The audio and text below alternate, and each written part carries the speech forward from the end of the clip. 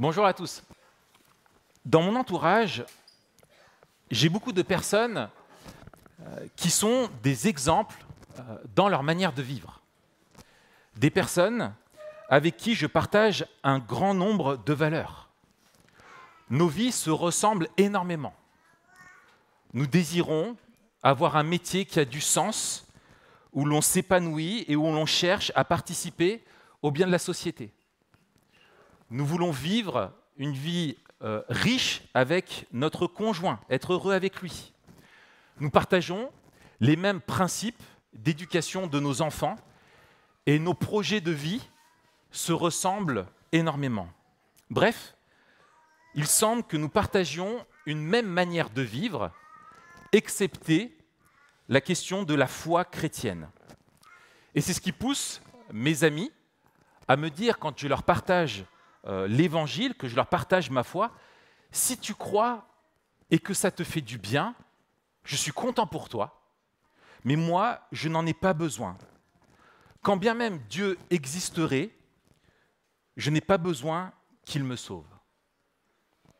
C'est vrai, après tout, si Dieu existe, qu'il peut faire ce qu'il veut et qu'il nous aime, pourquoi ne pourrait-il pas tout simplement décider de sauver tout le monde, et d'autant plus les personnes qui s'évertuent à mener une vie pleine de sens? La question est tout à fait légitime. Mais imaginez la scène suivante. Je vous projette dans un palais de justice. L'avocat se lève et plaide ainsi devant la cour. « Oui, votre honneur, oui, mon client avoue tout. Il reconnaît avoir braqué la banque, volé 1 million d'euros et tué un innocent. Mais permettez-moi, votre honneur, tout de même d'attirer votre attention sur les faits suivants. Tout au long de sa vie, mon client a comblé son épouse de cadeaux et ses enfants n'ont jamais manqué de rien. Ses amis ont déclaré devant cette cour qu'il avait rendu d'innombrables services et j'ai la preuve qu'il a fait un don important à une association pour la sauvegarde des otaries. Il a également sauvé une personne de la noyade l'été dernier à la piscine. Il trie même ses déchets la plupart du temps. Et que dire de son respect scrupuleux du code de la route? Au regard de ces éléments, votre honneur, je pense donc que tous ces faits plaident en la faveur de mon client et viennent compenser ses crimes. Je vous demande donc de le déclarer non coupable et de le libérer. » Une défense audacieuse, n'est-ce pas? Croyez-vous qu'un seul juge, qui ne soit pas corrompu, entendons-nous bien là-dessus, qu'un seul juge déclarerait cet homme non coupable? Bien sûr que non. Bien sûr que non. Parce que selon le principe même de la justice, le bien que nous faisons quelque part n'annule pas le mal que nous avons commis. Et personne ne croit finalement que nos bonnes actions viennent compenser nos mauvaises.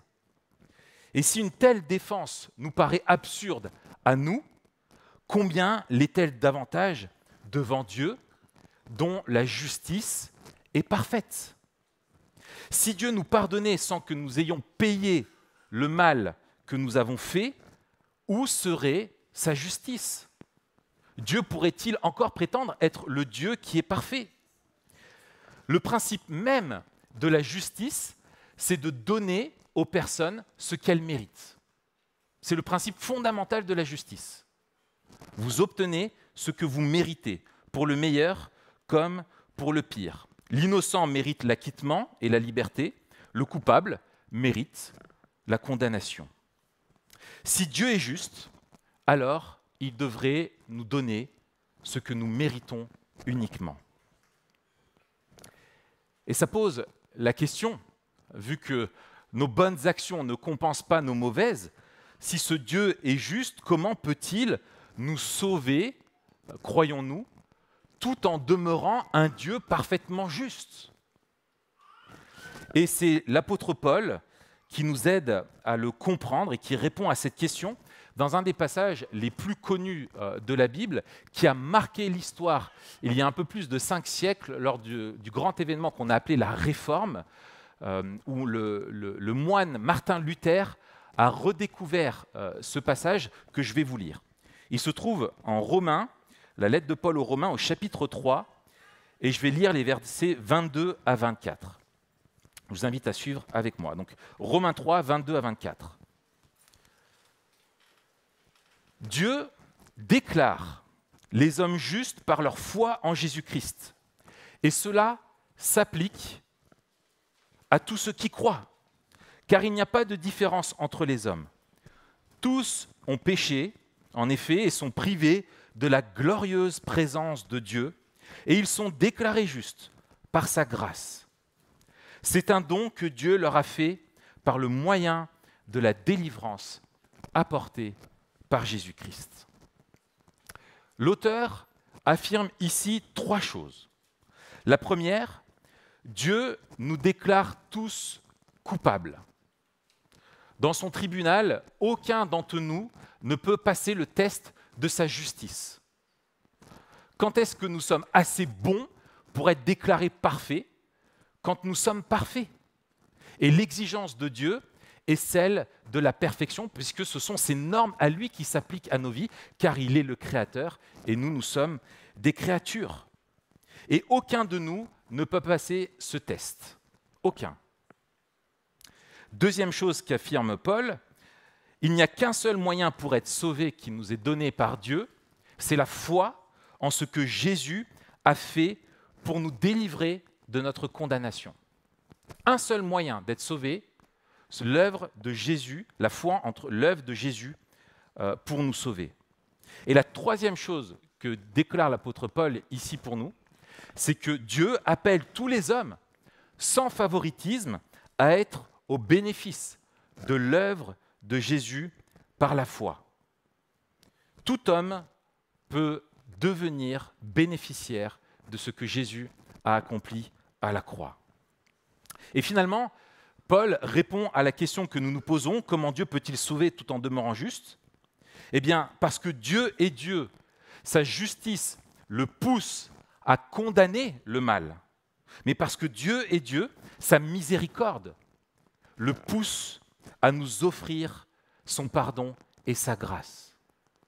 Et ces deux aspects de Dieu, sa bonté d'un côté et sa justice de l'autre, se manifestent pleinement en ce qu'il a opéré quelque chose qui est impossible pour nous.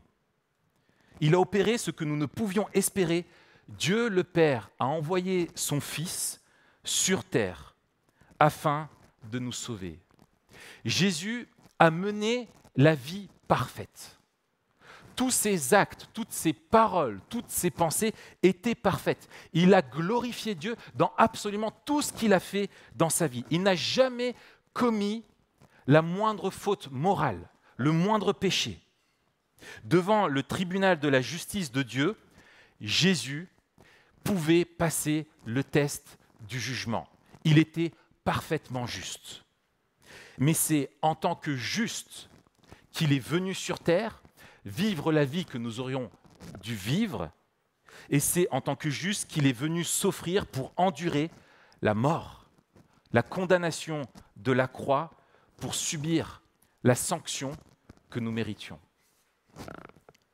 Ressuscité, Jésus a vaincu la mort pour nous offrir de mettre sa justice à notre compte. Et c'est le grand troc de la croix. Jésus prend notre culpabilité, notre sanction, et nous impute, met à notre compte sa justice. C'est ce que Dieu a fait que nous ne pouvions faire. Comment être au bénéfice de cette œuvre? Eh bien, par la foi, dit Paul. Dieu déclare les hommes justes par leur foi en Jésus-Christ. La Bible l'affirme massivement, nous ne sommes sauvés que par la foi, et la foi seule. Et à bien y réfléchir, c'est fondamental pour nous d'être au clair sur le fait que c'est par la foi seule. Si ce n'est pas par la foi seule, ça voudrait dire que l'œuvre que Jésus a accomplie pour nous sauver n'est pas parfaite, qu'elle a besoin d'être complétée, que la justice de Dieu n'est pas satisfaite. Et c'est impensable. Ou ça voudrait dire que Dieu, à lui seul, n'est pas assez puissant pour mettre un plan en œuvre capable de nous sauver et que finalement, il a besoin de notre participation. Et donc que Dieu n'est pas tout-puissant, Dieu n'est pas Dieu. Pire encore, c'est que Dieu serait un juge corrompu. C'est que nos actions permettraient d'effacer le mal que nous avons commis et donc que Dieu ne serait pas juste. Le salut par la foi seule qui est présenté dans la Bible est le seul moyen de salut qui offre une réelle espérance à l'homme, parce que ce salut est fondé sur l'œuvre de Dieu lui-même, et le seul salut qui rend justice à l'être de Dieu, qui correspond à qui il est. Alors, maintenant, qu'est-ce que la foi ? Que mettons-nous derrière la foi ? Si vous êtes comme moi, vous avez grandi dans la culture pop, si vous êtes assez cinéphile, vous retrouvez l'élément de la foi qui revient dans nombreux de films. La foi n'est pas synonyme de la force comme dans Star Wars. Quelque chose de puissant en soi que l'on ressent ou pas. Si tu crois, alors ça va se produire. La foi n'est pas non plus comme dans Indiana Jones, dans le dernier des Templiers. On croise les doigts, on espère que ça marche et on fait le pas dans le vide. Et si nous croyons, alors ça va se produire. Non. La Bible déclare que la foi pour elle-même, la foi comme superstition, n'est pas la foi présentée dans les Écritures. La foi dans la Bible, la foi en elle-même ne sauve pas. Être croyant ne sauve pas. Avoir des convictions intérieures ne sauve pas. C'est la foi en Jésus-Christ qui sauve. La foi en Jésus et son sacrifice. C'est lui qui sauve, ce n'est pas la foi. Jésus a tout accompli pour nous sauver. La foi qui sauve, c'est celle qui croit et qui met sa pleine confiance, non pas en elle-même, mais en ce que Jésus a lui accompli à la croix. Croire que l'eau vous hydrate ne vous déshydratera jamais. Ne vous hydratera, jamais. Vous devez la boire. Eh bien, c'est la même chose. La foi, c'est plus que croire que ça marche, c'est plus qu'une adhésion intellectuelle à la chose, c'est croire une personne, c'est croire Jésus et lui demander de nous sauver. La foi dans la Bible, c'est donc l'humble confiance dans ce que Jésus a dit et ce que Jésus a fait. Sur la croix, Jésus a réellement souffert pour nos fautes. Sur la croix, il a réellement enduré la condamnation légale que nous méritions. Il a réellement payé le prix. Il a subi la colère et porté le péché pour tous ceux qui croient en lui. La justice de Dieu a réellement été rendue légalement un jour. Elle a été satisfaite il y a 2000 ans par la vraie condamnation de Jésus-Christ, par une vraie sanction qui lui a été donnée, infligée à notre place, sa mort. Et Jésus est ressuscité pour nous communiquer la vie. La foi en Jésus, c'est donc deux choses. Reconnaître avant tout sa culpabilité devant Dieu, son besoin d'être sauvé et d'être incapable de le faire par soi-même. Et enfin, faire pleinement confiance à ce que Jésus a fait pour nous sur la croix. Et c'est ce dont vont témoigner nos deux sœurs tout de suite.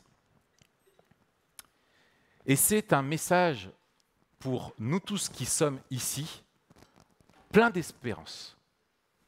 Si c'est un message dur qui dit qu'absolument toute personne sur terre, ce qu'elle mérite, c'est la justice de Dieu, et que dans sa justice, Dieu les condamne, il y a aussi la bonne nouvelle pour chacune des personnes ici présentes ce matin, par la bouche même de l'apôtre Paul, un petit peu plus loin dans la même lettre, où il dit ceci: « Si tu reconnais publiquement de ta bouche que Jésus est le Seigneur, et si tu crois dans ton cœur que Dieu l'a ressuscité, tu seras sauvé. » Si tu reconnais publiquement de ta bouche que Jésus est Seigneur, et si tu crois dans ton cœur que Dieu l'a ressuscité, tu seras sauvés.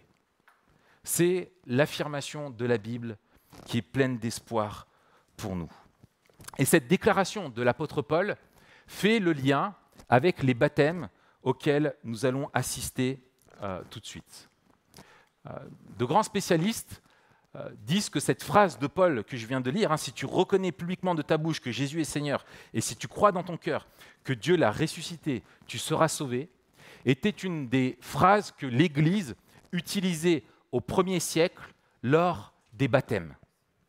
C'était une formulation que les baptisés récitaient, que l'Église posait comme question à ceux qui allaient se faire baptiser. Et cette phrase nous permet de faire le lien entre la foi et le baptême.